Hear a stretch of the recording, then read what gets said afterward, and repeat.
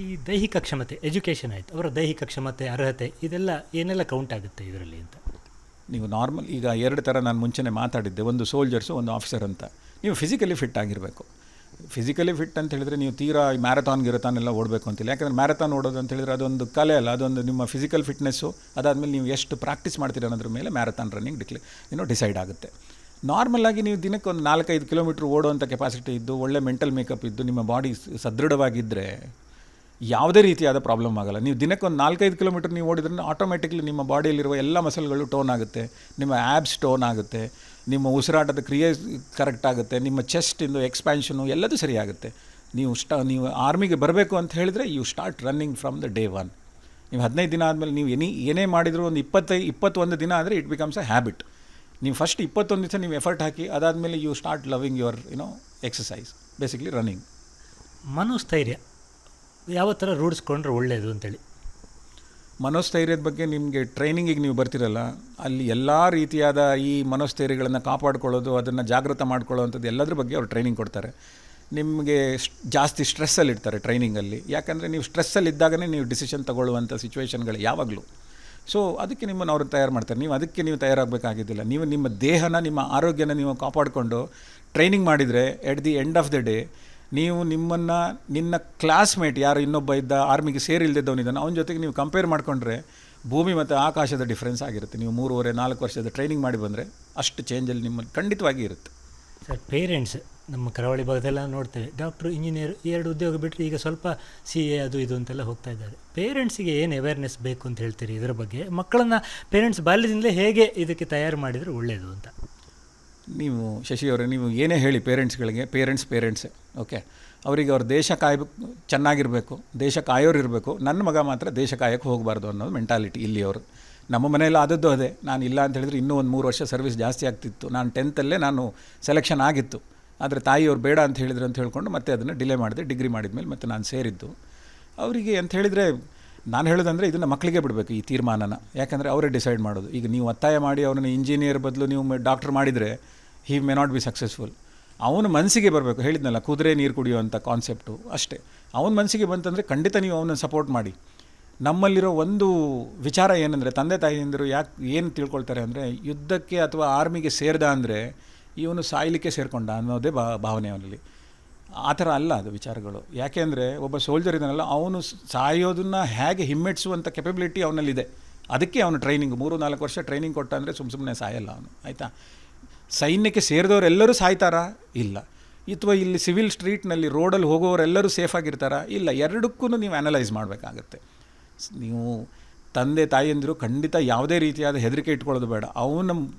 ಅವನ ಹಣೆ ಬರ ಅಂತ ನಾನು ಹೇಳಿದರೆ, ಅವನ ಹಣೆ ಬರದಲ್ಲಿ ಏನಾದರೂ ಅವನು ದೇಶಕ್ಕಾಗಿಯೇ ಸಾಯಬೇಕು ಅಂತಿದ್ದರೆ ಯಾರಿಂದನೂ ತಪ್ಸೋಕ್ಕೆ ಸಾಧ್ಯ ಇಲ್ಲ. ಆದರೆ ನೀವು ಹೆದರುವಂಥ ಅಗತ್ಯ ಇಲ್ಲ. ಅವನನ್ನು ಇಂಡಿಯನ್ ಮಿಲಿಟರಿ ಅಕಾಡೆಮಿ ಆಗಲಿ, ನಮ್ಮಲ್ಲಿರುವಂಥ ಇನ್ಸ್ಟಿಟ್ಯೂಷನ್ಗಳಾಗಿ ಅವರನ್ನು ಅಷ್ಟು ಚೆನ್ನಾಗಿ ಟ್ರೈನಿಂಗ್ ಮಾಡ್ತಾರೆ. ಖಂಡಿತ ಹೋದವರು ಎಲ್ಲರೂ ಅಲ್ಲದಿದ್ರೂ ನಿಮ್ಮ ಮಗ ಖಂಡಿತ ವಾಪಸ್ ಬರ್ತಾನೆ ಅನ್ನೋ ದೃಢ ನಂಬಿಕೆ ಇಟ್ಟು ನೀವು ಕಳಿಸಿ, ಖಂಡಿತ ಒಳ್ಳೆಯದಾಗುತ್ತೆ. ನೀವು ಹೇಗೆ ಫ್ಯಾಮಿಲಿಯನ್ನು ವಿಶ್ವಾಸಕ್ಕೆ ತಗೋತಾ ಹೋದ್ರಿ? ಇನಿಷಿಯಲ್ ಸ್ಟೇಜಲ್ಲಿ ಚಾಲೆಂಜ್ ಆಗಿರ್ಬೋದು, ನಿಮ್ಮ ಫ್ಯಾಮಿಲಿಯಲ್ಲಿ ಯಾರೂ ಸೈನ್ಯದಲ್ಲಿ ಇರಲಿಲ್ಲ, ಹೇಗೆ ಬಿಗಿನಿಂಗ್ ಹೇಗಿತ್ತು ಅಂತ? ಬಿಗಿನಿಂಗಲ್ಲಿ ಏನಿಲ್ಲ, ನಾನು ಅದೇ 10th ನಾನು ಅಪ್ಲೈ ಮಾಡಿದ್ದೆ, ನನ್ನ ಸೆಲೆಕ್ಷನ್ ಆಗಿತ್ತು. ತಾಯಿಯವರು ಬೇಡ ಅಂತ ಹೇಳಿದರು. ಸರಿ ನಿಮ್ಗೆ ಮರ್ಯಾದೆ ಕೊಟ್ಟೆ ನೀವು ಹೇಳಿದ್ದಕ್ಕೆ, ಬಟ್ ನನ್ನ ಚಾಯ್ಸ್ ಇರೋದು ಆರ್ಮಿನೇ ಸೇರಬೇಕು ಅಂತಿತ್ತು. ನಾನು ಪುಷ್ ಮಾಡ್ತಾಯಿದ್ದೆ, ಇಂಟರ್ವ್ಯೂಗೆ ನಾನು ಅಪ್ಲೈ ಮಾಡ್ತಾಯಿದ್ದೆ, ರಿಟರ್ನಲ್ಲಿ ಕ್ವಾಲಿಫೈ ಆಗ್ತಿತ್ತು, ಹೇಳ್ತಾ ಇರಲಿಲ್ಲ. BCom ನಂದು ಫೈನಲ್ ಇಯರ್ 1993 ಡಿಸೆಂಬರಲ್ಲಿ ನಾನು ಅದಕ್ಕಿಂತ ಮುಂಚೆ ನಾನು ಅಪ್ಲೈ ಮಾಡಿದ್ದೆ. ಅದಾಯಿತು. ಅದಾದ ತಕ್ಷಣ ಮತ್ತೆ ಹೋಗಬೇಕಾ ಅಂತ ಕೇಳಿದರು ಅಮ್ಮ. ಹೌದು ಹೋಗಬೇಕು, ಯಾಕಂದರೆ ನೀವು 10th ಬೇಡ ಅಂದರೆ ನಾನು ಹೋಗಲಿಲ್ಲ. Now it is my life, ಆಯಿತಾ. ನಾನು ಹೋಗಲೇಬೇಕು ಅಂಥೇಳಿ ಹಠ ಹಿಡಿದು ನಾನು ಹೋದೆ. And everything vent of well. Ultimately ಮಕ್ಕಳು ಏನು ಮಾಡಬೇಕು ಅಂತ ಹೇಳ್ತಾರೆ ಅವರೇ ಡಿಸೈಡ್ ಮಾಡಬೇಕು. ಮುಂದಿನ ಜೀವನನ ಅವರೇ ನಿರೂಪಿಸ್ಕೊಳ್ಬೇಕು. ವೃತ್ತಿ ಜೀವನದ ಸರ್, ಫ್ಯಾಮಿಲಿಗೆ ಟೈಮ್ ಕೊಡೋದು ಇದೆಲ್ಲ ಬೇರೆಯವರ ರುಟೀನ್ ಥರ ನಿಮ್ಮದು ಇರೋದಿಲ್ಲ. ಸೊ ಫ್ಯಾಮಿಲಿ ಕಂಪ್ಲೇಂಟ್ಸ್ ಇರ್ತದೆ, ಅಥವಾ ನೀವು ಹೇಗೆ ಫ್ಯಾಮಿಲಿ ಟೈಮ್ ಕೊಟ್ಟರೆ ನಿಮ್ಮ ಪರ್ಸನಲ್ ಎಕ್ಸ್ಪೀರಿಯೆನ್ಸ್ ಮತ್ತು ಬೇರೆಯವರಿಗೆ ಒಂದು ಮಾರ್ಗದರ್ಶನ ಆಗುವ ರೀತಿಯು ಒಂದೆರಡು ಮಾತು ಹೇಳಿ ಅಂತ. ನನ್ನ ಈ ಲೈಫ್ ಬಗ್ಗೆ ಹೇಳಬೇಕು ಅಂತ ಹೇಳಿದರೆ, ನಾನು ತುಂಬ ಲಕ್ಕಿ. ನನಗೆ ಸಿಕ್ಕಿರೋ ನನ್ನ ಧರ್ಮಪತ್ನಿ ಏನಿದ್ದಾಳೆ, ಶಿ ಈಸ್ ಮೋರ್ ಸಪೋರ್ಟಿವ್. ಅವಳು ಸಪೋರ್ಟ್ ಇಲ್ಲದಿದ್ದರೆ ಮೋಸ್ಟ್ಲಿ ನಮ್ಮ ಮದುವೆನೇ ಆಗ್ತಾ ಇರಲಿಲ್ಲ. ಸೊ ತುಂಬಾ ಸಪೋರ್ಟ್ ಇದೆ. ಅಂದರೆ ಪ್ರತಿದಿನ ಬೆಳಗ್ಗೆ ಎದ್ದು ಕೂಡಲೇ ನಿಮಗೆ ಮನೆಯಲ್ಲಿ ರಗಳೆಗಳು ಶುರುವಾಗ್ತವೆ ಅಂತ ಹೇಳಿದರೆ ಅದನ್ನು ಡೀಲ್ ಮಾಡೋದು ತುಂಬ ಕಷ್ಟ ಆಗುತ್ತೆ. ನನ್ನ ವೃತ್ತಿ ಜೀವನದಲ್ಲಿ ಆ ಥರದ ಯಾವುದೇ ರೀತಿಯಾದ ತೊಂದರೆ ಆಗಲಿಲ್ಲ. ಅವ್ರನ್ನ ಮಾತಾಡಿದಾಗ ಅವಳು ಯಾವಾಗಲೂ ಸಪೋರ್ಟಿವ್ ಆಗೇ ಇದ್ಲು. ಮನೆಯಲ್ಲಿ ನನ್ನನ್ನು ಅಥವಾ ಮಕ್ಕಳನ್ನು ನೋಡ್ಕೊಳ್ಳೋದಾಗಲಿ ಅಥವಾ ನನ್ನ ತಂದೆ ತಾಯಿಯನ್ನು ನೋಡ್ಕೊಳ್ಳೋದಾಗಲಿ ಯಾವುದೇ ರೀತಿಯಾದಂಥ ಕಮ್ಮಿ ಆಗಲಿಲ್ಲ ನನಗೆ. ತುಂಬ ಸಪೋರ್ಟಿವ್ ಆಗಿದ್ಲು. ನಾನು ಎಲ್ಲಿ ಬೇಕಾದರೂ ಇದನ್ನು ಹೇಳಬಲ್ಲೆ. ಆ ಥರ ಸಪೋರ್ಟಿಂಗ್ ಇತ್ತು ಅಂತ ಹೇಳಿದ್ರೆ ಆರ್ಮಿಯಲ್ಲಿರುವಂಥವ್ರ ಸೋಲ್ಜರ್ಸ್ ಜೀವನ ತುಂಬ ಚೆನ್ನಾಗೇ ಇರುತ್ತೆ. ಕೆಲವೊಂದು ಸಲ ಆಗುತ್ತೆ, ಕೆಲವೊಂದು ಯಾಕಂದರೆ ನಾನು ಸರ್ವಿಸ್ ಮಾಡುವಾಗಲೇ ನನ್ನ ಜೊತೆಗಿದ್ದ ಸೋಲ್ಜರ್ಸ್ಗಳು ಅವ್ರ ಫ್ಯಾಮಿಲಿ ಅವ್ರು ಪಡ್ತಾ ಇರೋ ಕಷ್ಟ ಅದ್ರ ಬಗ್ಗೆ ಎಲ್ಲ ನೋಡಿದ್ದೆ. ಕೆಲವೊಂದು ಫ್ಯಾಮಿಲಿನಲ್ಲಿ ಇಶ್ಯೂಸ್ಗಳು ಬರ್ತವೆ. ಬಟ್ ಏನಂದರೆ ನೀವು ಆ ಥರದ ಸಣ್ಣ ವಿಚಾರಗಳನ್ನೆಲ್ಲ ಸೈಡಲ್ಲಿ ಇಟ್ಬಿಟ್ಟು ನಮ್ಮ ದೊಡ್ಡ ಅವಕಾಶಗಳನ್ನು ಅಥವಾ ನಮ್ಗೆ ಇರುವಂಥ ಜವಾಬ್ದಾರಿಗಳನ್ನು ನಾವು ನೋಡ್ತಾ ಹೋದರೆ ಇವೆಲ್ಲ ಗೌಣ ಆಗುತ್ತೆ. ಮತ್ತು ರಜದಲ್ಲಿ ನೀವು ಹೋದಾಗಲೇ ನೀವು ಎಲ್ಲ ರೀತಿಯ ಹಬ್ಬಗಳನ್ನು ಸೆಲೆಬ್ರೇಟ್ ಮಾಡಬೇಕು. ದೀಪಾವಳಿ ಇರಲಿ, ಹೋಳಿ ಇರಲಿ, ಅಥವಾ ಯಾವುದೇ ರೀತಿಯಾದ ಹಬ್ಬ. ನಾನಂತೂ ಹಾಗೆ ಮಾಡ್ತಾಯಿದ್ದೆ. ರಜೆಗೆ ಬಂದಾಗಲೇ ಮನೆ ಕಡೆ ಇರುವಂಥ ಗಂಟು ಓಪನ್ ಮಾಡ್ತಿದ್ದೆ. ಬಿಟ್ಟರೆ ರಜದಿಂದ ಮತ್ತೆ ವಾಪಸ್ ಹೋದಾಗ ಮನೆ ಕಡೆ ನಾನು ಜಾಸ್ತಿ ಗಮನ ಕೊಡ್ತಿರಲಿಲ್ಲ. ಏನೇ ಹ್ಯಾಂಡಲ್ ಮಾಡಿದ್ರು ನನ್ನ ಹೆಂಡತಿ ಅಥವಾ ನಮ್ಮ ಫ್ಯಾಮಿಲಿಯವರೇ ನೋಡಿಕೊಂಡ್ರು. ನಾವು ಸೋಷಿಯಲ್ ಮೀಡ್ಯಾದಲ್ಲಿ ಏನೋ ಕಮೆಂಟ್ ಹಾಕೋದು, ಮಾತಾಡೋದು ಬೇರೆ. ಆದರೆ ಇಂಥ ಸಂದರ್ಭ, ಕ್ರೂಷಿಯಲ್ ಟೈಮ್, ಈಗಿನ ಕೆಲವು ಸಂದರ್ಭ ಬಂದಾಗ ಆಗ ಫ್ಯಾಮಿಲಿಯವರ ಒಂದು ಮನೋಸ್ಥಿತಿ ಹೇಗಿರುತ್ತೆ ಸರ್? ನಿಮಗೆ ಫೋನ್ ಮಾಡೋದು, ನಿಮ್ಮನ್ನು ಕೇರ್ ಮಾಡೋದು ಹೀಗೆಲ್ಲ ಇರುತ್ತಲ್ಲ. ಸೊ ಅದನ್ನು ಹೇಗೆ ಫೇಸ್ ಮಾಡ್ತೀರಿ? ನೀವು ಹೇಗೆ ಫೇಸ್ ಮಾಡ್ತೀರಿ? ಫ್ಯಾಮಿಲಿ ಹೇಗೆ ಫೇಸ್ ಮಾಡುತ್ತೆ ಇಂಥ ಟೈಮನ್ನು ಅಂತ? ಇದ್ರ ಬಗ್ಗೆ ಹೇಳಬೇಕು ಅಂತ ಹೇಳಿದರೆ, ಈ ಥರ ವಿಚಾರಗಳನ್ನು ಆರ್ಮಿನಲ್ಲಿ ಹೇಳ್ತಾರೆ, ನೀಡ್ ಟು ನೋ ಬೇಸಿಸಲ್ಲಿ ಇನ್ಫಾರ್ಮೇಷನ್ ಸಿಗುತ್ತೆ ಅಂತ. ಎಲ್ಲರಿಗೂ ಎಲ್ಲ ರೀತಿಯಾದ ವಿಚಾರ ಸಿಕ್ಕೋಲ್ಲ. ತುಂಬ ಹೈ ಲೆವೆಲ್ ಇದ್ದವರಿಗೆ ಹೈ ಲೆವೆಲ್ ಸ್ಟ್ರಾಟಜೀಸ್ಗಳ ಬಗ್ಗೆ ಮಾತಾಡ್ತಾರೆ. ತುಂಬ ಲೋ ಲೆವೆಲ್ ಇದ್ದವರಿಗೆ ಆ್ಯಕ್ಚುಲಿ ಅವ್ರಿಗೆ ವಿಚಾರಗಳು ಗೊತ್ತಿರಲ್ಲ. ಈಗ ನನ್ನ ಕೈಗಳಿಗೆ 350-400 ಜನ ಇದ್ದರು ಅಂತ ಹೇಳಿದರೆ ಅವರಿಗೆ ಬೇಕಾಗಿರೋ ವಿಚಾರಗಳನ್ನು ಮಾತ್ರ ಶೇರ್ ಮಾಡಲಾಗುತ್ತೆ. ಸೊ ಯಾರಾದರೂ ಅವ್ರ ಹತ್ರ ವಿಚಾರ ಕೇಳಿದರೆ ಆ್ಯಕ್ಚುಲಿ ಅವ್ರ ಹತ್ರ ಹೇಳೋಕ್ಕೆ ಏನೂ ಇರೋದಿಲ್ಲ. ಮತ್ತು ಅದೇ ನೀವು ಹೇಳಿದಾಗೆ ಈ ವಾಟ್ಸಪ್ ಮೀಡಿಯಾದಲ್ಲಿ ಆದರೂ ಇದರಲ್ಲಿ ಏನೆಲ್ಲ ಬರುತ್ತೆ, ಒಬ್ಬರಿಂದ ಇನ್ನೊಬ್ಬರಿಗೆ ಫಾರ್ವರ್ಡ್ ಆಗಿ ಬಂದಿರೋದು ಅದು ಸರಿನೋ ಅಥವಾ ತಪ್ಪು ಅಂತ ಪರಾಮರ್ಶೆ ಮಾಡದೆ ಬಂದಿರೋದನ್ನೆಲ್ಲ ಹೇಳೋದು ಉಚಿತ ಅಲ್ಲ. ಆ ಥರದನ್ನು ನಾವು ಯಾರಾದರೂ ಹಾಗೆ ಮಾಡಿದರೆ ಖಂಡಿತ ಅದನ್ನು ಬೇರೆಯವರಿಗೆ ಫಾರ್ವರ್ಡ್ ಮಾಡಬೇಡಿ ವಿಚಾರ. ಯಾಕಂದರೆ ನಿಮಗೆ ಗೊತ್ತಿಲ್ಲ. ಯಾರಾದರೂ 2 ಕ್ವೆಶ್ಚನ್ ಅದ್ರ ಬಗ್ಗೆ ಕೇಳಿದರೆ ನಿಮಗೆ ಮತ್ತೆ ಮುಂದೆ ಹೇಳಲಿಕ್ಕೆ ಆಗೋದಿಲ್ಲ. ಸೊ ಆ ಥರದ ವಿಚಾರಗಳನ್ನು ಮಾತಾಡೋದು ಬೇಡ. ಮತ್ತು ದೇಶದ ಕಾಸ್ ಇದೆ, ಖಂಡಿತ ನಮ್ಮ ದೇಶದ ಬಗ್ಗೆ ಗೌರವ ಇಟ್ಕೊಳ್ಳಿ. ನಮ್ಮ ದೇಶದ ಸೋಲ್ಜರ್ಸ್ಗಳು ಏನಿದ್ದಾರೆ ಅವರ ಕೆಪಬಿಲಿಟಿ ಬಗ್ಗೆ ಯಾವುದೇ ರೀತಿಯಾದ ಅನುಮಾನ ಪಡಬೇಡಿ. ಯಾವುದೇ ರೀತಿಯಾದ ಸಿಚುವೇಷನನ್ನು ಖಂಡಿತವಾಗಿ ಅವ್ರು ಹ್ಯಾಂಡಲ್ ಮಾಡ್ತಾರೆ, ಎಲ್ಲರಿಗಿಂತ ಚೆನ್ನಾಗೇ ಹ್ಯಾಂಡಲ್ ಮಾಡ್ತಾರೆ. ಈ ವಿಶ್ವಾಸ ನೀವು ಇಟ್ಕೊಳ್ಳಿ. ನಾವು ಯಾರಿಗಿಂತನೂ ಏನು ಕಮ್ಮಿ ಇಲ್ಲ. ಅದು ಪಾಕಿಸ್ತಾನ ಇರ್ಬೋದು, ಅದು ಚೈನಾ ಇರ್ಬೋದು, ಅಥವಾ ಬೇರೆ ಯಾವುದೇ ದೇಶ ಇರ್ಬೋದು. ಈ ನಂಬಿಕೆ ನೀವು ಇಟ್ಕೊಳ್ಳಿ.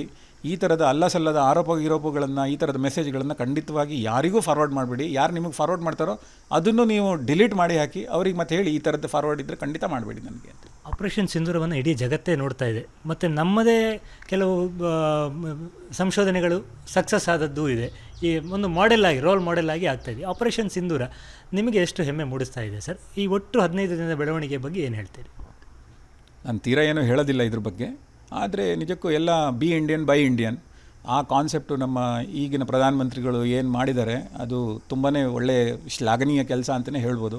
ಯಾಕಂದರೆ ನಾವು ಅದು GPS ಇರಲಿ ಅಥವಾ ಬೇರೆ ಟೆಕ್ನಾಲಜಿಗಳಿರಲಿ, ನಮ್ಮಲ್ಲಿ ಏನಿತ್ತೋ ಅದನ್ನೇ ನಾವು ಇಂಪ್ರೂವೈಸ್ ಮಾಡಿ ಒಂದಕ್ಕೊಂದನ್ನು ಹೆಣೆದುಬಿಟ್ಟು ಅದನ್ನೇ ನಾವು ಯೂಸ್ ಮಾಡಿಕೊಂಡು ಮಾಡಿರೋಂಥ ಯುದ್ಧ ಇದು, ಮಾಡ್ತಾ ಇರೋವಂಥ ಯುದ್ಧ. ಅಥವಾ ಏನು ನಮ್ಮ ದ್ವಿಪಕ್ಷೀಯ ಏನು ನಡೀತಾ ಇದೆ 2 ರಾಷ್ಟ್ರಗಳ ನಡುವೆ, ಇದು ತುಂಬ ಒಳ್ಳೆಯ ಡೆವಲಪ್ಮೆಂಟು.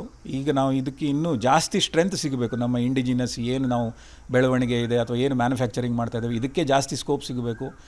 ಆದಷ್ಟು ಇಂಡಿಜಿನಸ್ ಕಡೆನೇ ಹೋಗಬೇಕು. ನಮ್ಮ ಇಂಡಿಯಾದಲ್ಲಿ ನಾವೇನು ಮ್ಯಾನುಫ್ಯಾಕ್ಚರ್ ಮಾಡ್ತೀವೋ ಅದಕ್ಕೆ ನಾವು ಹೋಗಬೇಕು ಅನ್ನೋದೇ ನನ್ನ ಮತ ಇದರಲ್ಲಿ. ಕದನ ವಿರಾಮ, ಈಗ ನಮ್ಮ ಕಂಡೀಷನ್ಸ್ ಇಟ್ಟುಕೊಂಡೇ ಕದನ ವಿರಾಮ ಆಗ್ತಾಯಿದೆ. ಈ ಸಿಚುವೇಶನ್ ನಿಮಗೆ ಆರ್ಮಿಯಲ್ಲಿ ಕೆಲಸ ಮಾಡಿ ಬಂದವರು, ನೀವು ಏನು ಹೇಳ್ತೀರಿ? ನಿಮ್ಮ ಸಲಹೆ ಏನು ಇದ್ರ ಬಗ್ಗೆ ಅಂತ? ಇದು ನಮ್ಮ ಕಡೆಯಿಂದ ಮೋಸ್ಟ್ಲಿ ಕದನ ವಿರಾಮ ಅಲ್ಲ, ಅದು ಆ ಕಡೆ ಪಾಕಿಸ್ತಾನ ಕಡೆಯಿಂದ ಸೀಸ್ ಫೈರ್ ಅಂತ ಹೇಳಿದ್ದಾರೆ. ನಮ್ಮ ಕಡೆಯಿಂದ ಸ್ಟಾಪೇಜ್ ಆಫ್ ಫೈರ್ ಅಷ್ಟೇ. ಯಾಕೆಂದರೆ ಅಲ್ಲಿಂದ ಮತ್ತೇನಾದರೂ ಬಂತು ಅಂತ ಹೇಳಿದರೆ ಮತ್ತೆ ತಿರ್ಗಾ ನಾವು ಅದನ್ನು ಬಾರ್ಡ್ರ್ ಓಪನ್ ಮಾಡ್ತೀವಿ ಅನ್ನೋದು ಅದು ವಿಶ್ವಾಸ ಇದೆ. ಸೊ ಕದನ ವಿರಾಮ ಅಂತ ಹೇಳೋದಿಲ್ಲ. ಬಾಕಿ ಕದನ ಆದರೆ ಯಾವುದೇ ದೇಶಕ್ಕಾಗಲಿ ಅದು ಒಳ್ಳೆಯದಲ್ಲ. ನಾವು ನಮ್ಮ ಜನ್ರೇಷನ್ಗಳು ಮತ್ತು ಹಿಂದೆ ಹೋಗ್ತವೆ, ಎಕನಾಮಿಕ್ಸು ಅದು ಇದು ಎಲ್ಲ ಇದ್ರ ಬಗ್ಗೆ ಮಾತಾಡುವಷ್ಟು ನನ್ನ ಒಂದು ಇದಿಲ್ಲ. ಆದ್ರೂ ಆಗದೇ ಇರೋದು ಉತ್ತಮ. ಆದರೆ ನಮ್ಮನ್ನು ಸುಮ್ಮನೆ ನೀವು ಪ್ರತಿ ಸಲ ನಮ್ಮನ್ನು ಇನ್ಸ್ಟಿಗೇಟ್ ಮಾಡಿ ನಮ್ಮ ರಿಯಾಕ್ಷನಿಗೆ ಕಾದು ಇವರು ಭಾರತ ದೇಶದವರು ಶಾಂತಿ ಪ್ರಿಯರು ಅಂತ ಏನು ನಮ್ಮ ಒಂದು ವರ್ಚಸ್ಸಿತ್ತು ಭಾರತ ದೇಶದ್ದು, ಆ ವರ್ಚಸ್ಸು ಈಗ ಚೇಂಜ್ ಆಗಿದೆ. ಸ್ವಲ್ಪ ದಿನ ಅಂದರೆ 1-2 ವರ್ಷಗಳ ಹಿಂದೆ ಚೇಂಜ್ ಆಗ್ತಿತ್ತು, ಇವತ್ತು ಖಂಡಿತ ಚೇಂಜ್ ಆಗಿದೆ. ಆ ಕಡೆಯಿಂದ ಒಂದು ಆ್ಯಮ್ಯುನಿಷನ್ ಈ ಕಡೆ ಬಂತು ಅಂದರೆ ಇಲ್ಲಿಂದ 4 ಆ್ಯಮ್ಯುನಿಷನ್ ಹೋಗುವಂಥ ಕೆಪಾಸಿಟಿ ಬಂದಿದೆ. ಆ ಥರ ನಾವು ರಿಯಾಕ್ಷನ್ನು ಮಾಡ್ತಾಯಿದ್ದೀವಿ. ತುಂಬ ಒಳ್ಳೆಯ ಬೆಳವಣಿಗೆ. ಕದನ ವಿರಾಮ ಇದ್ದು 2 ದೇಶದವರು ಶಾಂತಿ ಕಾಯ್ದುಕೊಂಡ್ರೆ ಅದಕ್ಕಿಂತ ಒಳ್ಳೆಯ ಸಿಚುವೇಶನ್ ಏನಿಲ್ಲ. ಆದರೆ ಸುಮ್ಮನೆ ನಮ್ಮನ್ನು ಇನ್ಸ್ಟಿಗೇಟ್ ಮಾಡಿದರೆ ಸುಮ್ಮನೆ ಕೂರುವಂಥ ದೇಶ ಅಂತೂ ಅಲ್ಲ. ಇದ್ರ ಬಗ್ಗೆ ನನ್ನ ಮತ ಖಂಡಿತವಾಗಿ ಇದೆ. ನಾವು ಕೂಡ ನಮ್ಮ ಯೂನಿಟ್ ಅವ್ರ ಹತ್ರನೂ ಮಾತಾಡಿದ್ದೀವಿ, ನನ್ನ ರಿಕ್ವೈರ್ಮೆಂಟ್ ಇದ್ದರೆ ಈಗಲೂ ನೀವು ಹೇಳಿ ನಾನು ನಾಳೆ ದಿನ ಫ್ಲೈಟ್ ಹತ್ಕೊಂಡು ಬರ್ತೀನಿ ನೀವು ಹೇಳಿರೋ ಜಾಗಕ್ಕೆ ಅಂತ. ತುಂಬ ಜನ ಹೇಳೋದು ಕೇಳಿದೆ ನಾನು, ನಾವು ರೆಡಿ ಇದ್ದೆ, ನಾವು ಅರ್ಜಿ ಹಾಕಿ ಆಗಿದೆ ಅಂತ. ಅದು ಏನು ಸರ್ ಅದು ಕಿಚ್ಚು ಅಂತಂದರೆ ಎಲ್ಲ ರಿಟೈರ್ಡ್ ಆಗಿರ್ತದೆ, ಏನೋ ಒಂದು ಬೇರೆ ಪ್ರಪಂಚಕ್ಕೆ ನೀವು ಹೊಂದಿಕೊಳ್ತೀರಿ ಎನ್ನುವಾಗ ಈ ಥರದ ಬೆಳವಣಿಗೆ ಆದರೆ ಮತ್ತೆ ಹೋಗ್ತೇವೆ ಅಂತ. ಏನದು ಅಂತ ನಿಮಗೆ ಅಲ್ಲಿ ಟ್ರೈನಿಂಗೇ ಆ ಥರ ಇರ್ತದೆ, ಆ ಮನೋಸ್ಥಿತಿ ಹೇಗೆ ರೂಢಿ ಆಗುತ್ತೆ ಅಂತ? ಶಶಿ ಅವರೇ, ನಮ್ಮಲ್ಲೊಂದು ಮಾತಿದೆ, once A soldier is always A soldier. ಅದು ಎಲ್ಲ ಸಮಯಕ್ಕೂ ಅದು ಸಂದರ್ಭಕ್ಕೂ ಅದು ಇದಾಗುತ್ತೆ. ನಾವು ಎಷ್ಟೇ ಇಲ್ಲಿ ಸಿವಿಲ್ಗೆ ಬಂದು ನಾವೇನು ಅಡ್ಜಸ್ಟ್ ಆಗ್ತಾ ಇದ್ದೀವಿ, ಇದು ನಮ್ಮ ದೈನಂದಿನ ರಿಕ್ವೈರ್ಮೆಂಟ್. ಯಾಕೆಂದರೆ ನನ್ನ ಒಂದು ಪೀರಿಯಡ್ ಆದ ನಂತರ ನಾನು ಮತ್ತೆ ದೇಶದಲ್ಲಿ ಸರ್ವಿಸ್ ಮಾಡಲಿಕ್ಕೆ ಆಗೋದಿಲ್ಲ ಬಿಕಾಸ್ ಆಫ್ ಮೈ ಏಜ್, ಆಯಿತಾ, ಏಜ್ ಇನ್ ಫ್ಯಾಕ್ಟ್. ಆದರೆ ನಮ್ಮ ದೇಶದಲ್ಲಿ ಯುದ್ಧ ಮಾಡುವಂಥ ಇದು ಎಮರ್ಜೆನ್ಸಿ ಸಿಚುವೇಷನ್ಗಳು ಬರೋದು ತುಂಬ ಅಪರೂಪ. ಬಂದಾಗ ನಮ್ಮಷ್ಟು ಟ್ರೈನ್ ಆಗಿರುವಂಥ ಜನ ನಿಮಗೆ ಹೊರಗಡೆ ಸಿವಿಲಲ್ಲಿ ಸಿಕ್ಕೋಲ್ಲ. ನಮ್ಮಲ್ಲಿರುವಂಥ ಎಕ್ಸ್ಪರ್ಟೀಸ್ನ ನಾವು ಯಾಕೆ ಇಲ್ಲಿ ಸುಮ್ಮನೆ ಕೂತ್ಕೊಂಡು ನಾವು ಅಲ್ಲಿ ಇಲ್ಲಿ ಮಾತಾಡಿ ಕಾಲ ಕಳಿಬೇಕು ಅನ್ನೋದು ನನ್ನ ಒಂದು ಇದು. ಅದಕ್ಕೋಸ್ಕರ ನಾವು ನಮ್ಮದು ಬೇರೆ ಆದಂಥ ಗ್ರೂಪ್ಗಳು ಇದೆ, ನಾವು ಅದರಲ್ಲೂ ಡಿಸ್ಕಷನ್ ಮಾಡ್ತಾ ಇರ್ತೀವಿ. ಇದಕ್ಕಿಂತ ಒಳ್ಳೆಯ ಅವಕಾಶ ಇದರಲ್ಲಿ ನಮಗೆ, ನಾನು ಸರ್ವಿಸ್ ಮಾಡಬೇಕಾದ್ರೆ ನನಗೆ ಅವಕಾಶ ಸಿಕ್ಕಿರಲಿಲ್ಲ ದೇಶಕ್ಕಾಗಿ ಬಲಿದಾನ ಕೊಡುವಂಥದ್ದು ಅಥವಾ ಸರ್ವ್ ಮಾಡುವಂಥದ್ದು ಈ ಥರ ಆಪ್ರೇಷನ್ಸಲ್ಲಿ. ಈಗ ಆಪ್ರೇಷನ್ ಇದೆ ಅಂದರೆ ವೈ ನಾಟ್. ನಾನೀಗ ವೆಟ್ರನ್ ಅಂತಲೇ ಕರೀತಾರೆ ನಮಗೆ, ನಿವೃತ್ತರಾಗಿದ್ದೇನೆ ಅಂತ. ನಿವೃತ್ತ ಆಗಿರೋದು ಇಟ್ಸ್ ಎ ಮೈಂಡ್ ಸೆಟ್. ನನ್ನಲ್ಲಿ ಈಗಲೂ ಕೆಪಬಿಲಿಟಿ ಇದೆ. ನಾನು ಫ್ರಂಟಲ್ಲಿ ಹೋಗಿ ನಾನು ಯುದ್ಧ ಮಾಡದೇ ಇದ್ರೂ ಅವರಿಗೆ ಸಪೋರ್ಟ್ ಆಗುವಂಥ ಸೆಕೆಂಡ್ ಎಚ್ಲಾನ್ ಅಥವಾ ಥರ್ಡ್ ಎಚ್ಲಾನಲ್ಲಿ ನಾನು ಮಾಡುವಂಥ ಕೆಲಸಗಳು ತುಂಬ ಇದೆ ಅಂತ ನನಗನ್ಸುತ್ತೆ. ಖಂಡಿತ ನನ್ನ ರೆಜಿಮೆಂಟ್ ಅವರೇನಾದರೆ ನನಗೆ ರಘು ಸರ್ ಬನ್ನಿ ಅಂತ ಕರೆದ್ರೆ the next flight I will be catching. ನನ್ನ ರೆಜಿಮೆಂಟ್ ಎಲ್ಲಿದೆಯೋ I will go and serve. ಜನರ ಹತ್ರ ಹೋಗಿದ್ದೀರಿ ನೀವು, ಅಷ್ಟು ಸರ್ವಿಸ್ ಎಲ್ಲ ಮುಗಿಸಿ ಜನರ ಹತ್ರ ಬರ್ತೀರಿ, ಜನ ನಿಮ್ಮ ಬಗ್ಗೆ ಮಾತಾಡೋದು, ಆ ಪ್ರೌಡ್ ಮೂಮೆಂಟ್ ಅದರ ಬಗ್ಗೆ ಏನು ಹೇಳಲಿಕ್ಕೆ ಬಯಸ್ತೀರಿ? ಮತ್ತು ಜನರಲ್ಲಿ ಸೈನ್ಯದ ಬಗ್ಗೆ ಸ್ವಲ್ಪ ಅವೇರ್ನೆಸ್ ಹಿಂದೆ ಕಂಪ್ಯಾರಿಟಿವ್ಲಿ ನೋಡಿದಾಗ ಏನಾದರೂ ಹೆಚ್ಚಾಗಿದೆ ಅಂತ ಅನಿಸುತ್ತಾ ಅಂತ? ಖಂಡಿತವಾಗಿದೆ ಶಶಿ ಅವರೇ. ನನ್ನನ್ನು ಇಂಟ್ರಡ್ಯೂಸ್ ಮಾಡ್ಬೇಕಾದ್ರೆ ನನ್ನ ಹೆಸರು ಕರ್ನಲ್ ರಾಘವೇಂದ್ರ ಅಂತ ಹೇಳಿದರೆ ಜನರಿಗೆ ತುಂಬ ಖುಷಿಯಾಗುತ್ತೆ. ಅದು ಈಗಿನ ವಾತಾವರಣ ನೀವು ಹೇಳಿದ ಹಾಗೆಯೇ ಮಾತಾಡಿದರೆ ಪ್ರತಿಯೊಬ್ಬರು ಸರ್ ಏನು ಒಳ್ಳೆ ಕೆಲಸ ಮಾಡ್ತಾಯಿದ್ದೀರಾ, ನೀವು ತುಂಬ ಒಳ್ಳೆ ಕೆಲಸ ಮಾಡಿದಿರಿ ಅಂತಲೇ ಮಾತಾಡಿದ್ದಾರೆ ಹೊರತು. ಅದು ಈಗ ನಾನು ಮಣಿಪಾಲಲ್ಲಿದ್ದೇನೆ, ಮಣಿಪಾಲಲ್ಲಿ ಪ್ರತಿ 2ರಲ್ಲಿ ಒಬ್ಬ ಮನುಷ್ಯ ಅಂತೂ ಖಂಡಿತವಾಗಿ ಹೇಳ್ತೇನೆ ಸರ್ ನೀವು ಮಾಡಿರೋ ಸೇವೆ ಇದೆಯಲ್ಲ ಅದು ನಾನು ಯಾವಾಗ ಮಾಡಿದ್ದೀನಿ ಅನ್ನೋದು ಮುಖ್ಯ ಅಲ್ಲ. ರಿಟೈರ್ಡ್ ಆರ್ಮಿ ಅಂತ ಹೇಳಿದರೆ ನಮ್ಮನ್ನು ಬಂದು ಮೀಟ್ ಮಾಡೋರು ತುಂಬ ಜನ ಇದ್ದಾರೆ. ಅದೇ ರೀತಿಯಾದ ವಿಶ್ವಾಸದಿಂದ ಪ್ರೀತಿಯಿಂದ ನಮ್ಮನ್ನು ಮಾತಾಡಿಸ್ತಾ ಇದ್ದಾರೆ. ಅದಕ್ಕೆ ನಾವೆಲ್ಲ ಎಲ್ಲ ಸೈನಿಕರ ಪರವಾಗಿ ನಾನು ಚಿರಋಣಿ ಅಂತಲೇ ಹೇಳ್ಬೋದು. ತುಂಬ ಖುಷಿಯಾಗುತ್ತೆ, ತುಂಬ ಹೆಮ್ಮೆ ಆಗುತ್ತೆ. 27-28 ವರ್ಷ ಸರ್ವಿಸ್ ಮಾಡಿ ಬಂದಾಗ ಯಾರೋ ಒಬ್ಬ ಯಾವುದೋ ಒಂದು ಅಕೇಜನಲ್ಲಿ ನಿಮ್ಮ ಜೊತೆ ನಿಂತ್ಕೊಂಡಿದ್ದಾನೆ, ಅವ್ನು ನಿಂತ್ಕೊಂಡು ನಿಮ್ಮ ಬಗ್ಗೆ ಹೆಮ್ಮೆ ಎಕ್ಸ್ಪ್ರೆಸ್ ಮಾಡ್ತಾ ಇದ್ದಾನೆ ಅಂತ ಹೇಳಿದರೆ ತುಂಬ ಖುಷಿಯಾಗುತ್ತೆ. ಕೊನೆಯದಾಗಿ ಸರ್, ನಮ್ಮದು ಆಶಯ ಏನಂದರೆ ಈ ಕರಾವಳಿ ಮಲೆನಾಡು ಭಾಗದಿಂದ ಆದಷ್ಟು ಜನ ಕೇವಲ ಬರೆಯೋದು ಸೋಷಿಯಲ್ ಮೀಡಿಯಾದಲ್ಲಿ ಮಾತ್ರ ಅಲ್ಲ, ಫ್ರಂಟ್ ಲೈನಲ್ಲಿ ಇರಲಿ ಅಂತ. ಕೊನೆ ಮಾತು ಏನು ಸರ್, ಅಂಥ ಹುಡುಗರಿಗೆ ಏನು ಹೇಳಲಿಕ್ಕೆ ಬಯಸ್ತೀರಿ?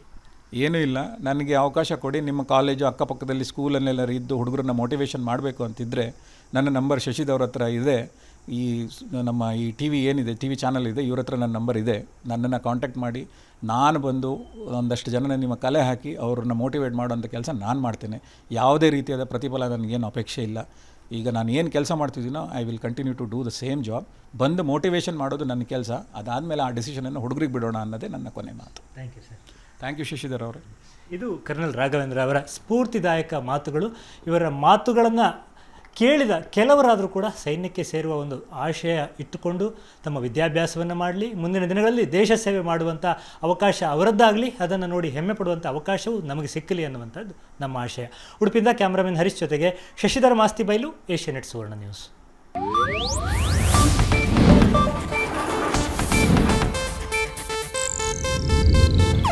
ಇದು ಏಷ್ಯಾನೆಟ್ ನ್ಯೂಸ್ ನೆಟ್ವರ್ಕ್ ಪ್ರಸ್ತುತಿ.